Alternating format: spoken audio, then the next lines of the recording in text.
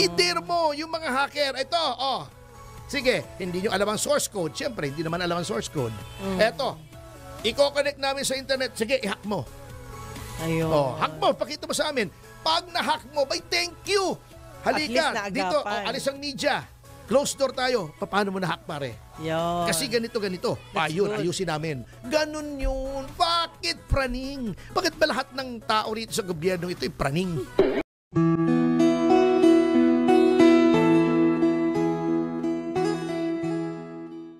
Ang kengkoy parang pikon katulad nitong ginawa niya ro sa isang abogado. Yun pa yun. Eto napakasama, May isang abogado, ang pangalan ay Tony Respicio ba? Yes. Opo. Siya ay isang abogado, isang CPA, at isang, maituturing na nating IT expert, di ba? International daw siya. Oo. Talagang sa world daw siya, nagtatrabaho. Tinignan niya yung sistema ng COMELEC. Sabi niya, mayroong daw rule na, hindi ako election lawyer kaya hindi ko alam ito Opo. Meron daw rule na yung machine, yung PCOS machine ay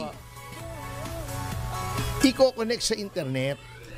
Sabi niya, wag niyong gawin yan kasi yan ay mahahack. Ayun. At i-demonstrate ko sa inyo kung paano mahahack yan. Ganito, ganyan yan. Yun ay, since siya ay kandidato rin sa Isabela, sa isang lugar sa Isabela, for vice mayor. Opo. Ipinagbigay na alam nila doon sa provincial registrar nila. Hindi siya pinansin. Sa municipal. Sabi niya, hindi ako pinansin, dismissive daw. Ibig sabihin, wala yan, huwag maintindihin yan, di totoo yan. Out of his concern, because a lawyer is an officer of the court. Correct. We are sworn to uphold justice. Nandun sa sinumpaan namin yan At dapat alam yan ni Chairman Garcia ay magpo-post ako ng video na pwedeng i-hack. Kumbaga sa na-konsensya din siya. Out of his concern. Opo. Tama yung sinasabi. Hindi ko kinakampihan. Hindi ko kilala yung kumag na yun Opo. Nakita ko lang yun kahapon nung nag-update ako sa mga panyanyari. Pero ito hindi ko nakita Itong pinatawag ni, ang weird talaga. Ako na wiwirduhan. Nakaka-put 2 points anyway, na siya. Sabi niya, ganito ang paraan. Mahahack yan. May problema yung system. Anong ginawa ng COMELEC? Dapat yun, sabihin mo, ay hindi totoo yan, mga kasama, mga kababayan. Yes. Hindi totoo yan.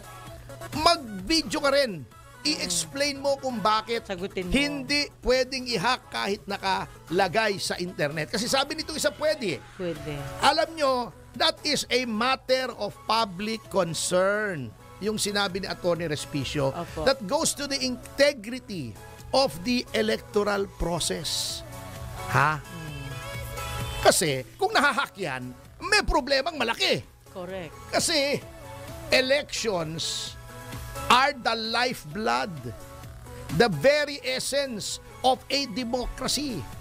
Kung hindi maayos, parehas ang eleksyon mo, kung hindi tama ang resulta ng bilangan, kung may problema ang resulta ng eleksyon, masisira ang yung faith, yung paniniwala ng tao sa ating sistema ng gobyerno. Kasi sabi ni dating President Laurel, yung binabasa ko yung kanyang collection ng kanyang mga speeches. Yes po. Isang libro yun called Bread and Freedom.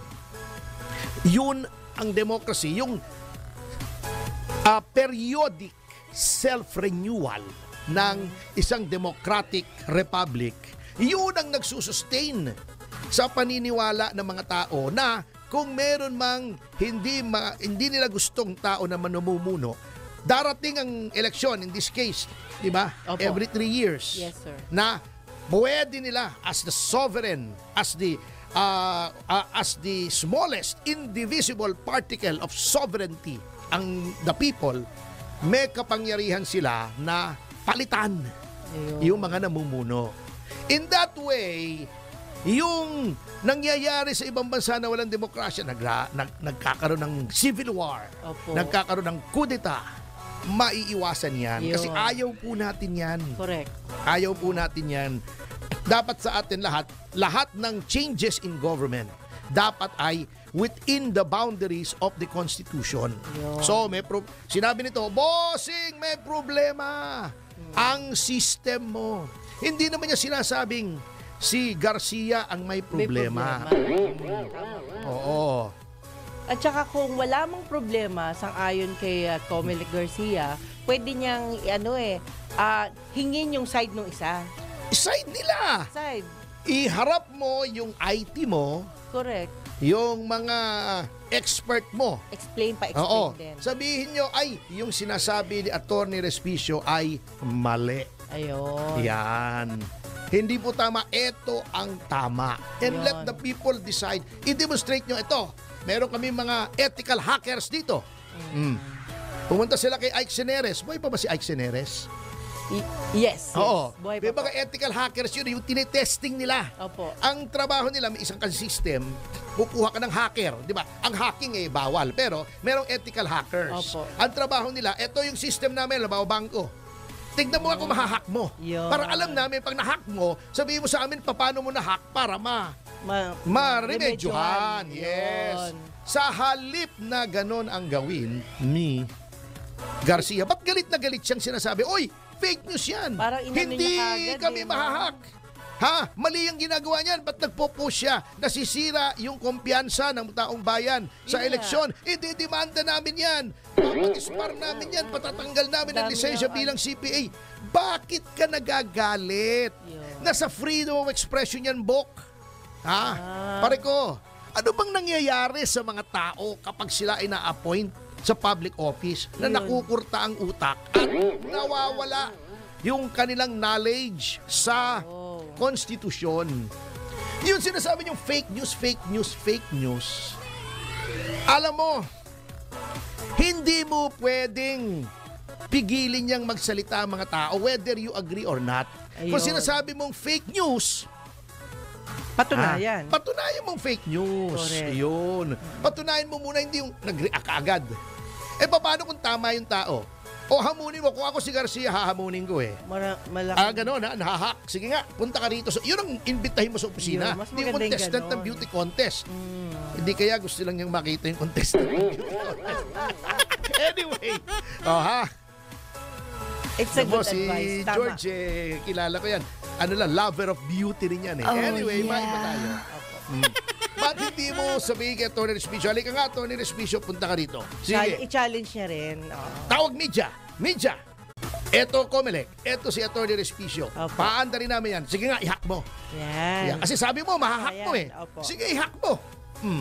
Pag hindi niya na-hack, di pahiya siya. Tapos ang usapan. At saka hindi dapat puputok ng ganun Ang kung di siya problema, nagalit. bakit hindi niya gawin yon? Ba't natatakot ba siyang mahack?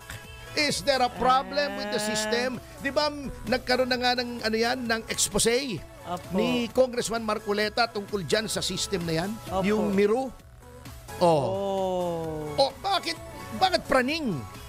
Yes, bago sinasabi niya, hindi naman onion skin kami sa Comelec, hindi kami balat sibuyas, pero sinisira niya ang integridad ng electoral process. Hindi po isang tao ang kayang makapagsira ng electoral process. Yun. Kahit tayo rito, kahit sino, kahit 100 tao yan, nagsasabi, oy, mahahack yan. Opo. I-demonstrate mo lang once. I-dare mo yung mga hacker. Ito, sige, hindi nyo alam ang source code. Siyempre, hindi naman alam ang source code. Eto, i-connect namin sa internet. Sige, i-hack mo. Ayun. Hack mo, pakita mo sa amin. Pag na-hack mo, thank you. At least Halika, dito, naagapan. alis ang media. Close door tayo. Paano mo na-hack, pare? Yun. Kasi ganito. That's Yun, good. ayusin namin. Ganun yun. Bakit praning? Bakit ba lahat ng tao rito sa gobyerno ito ay praning?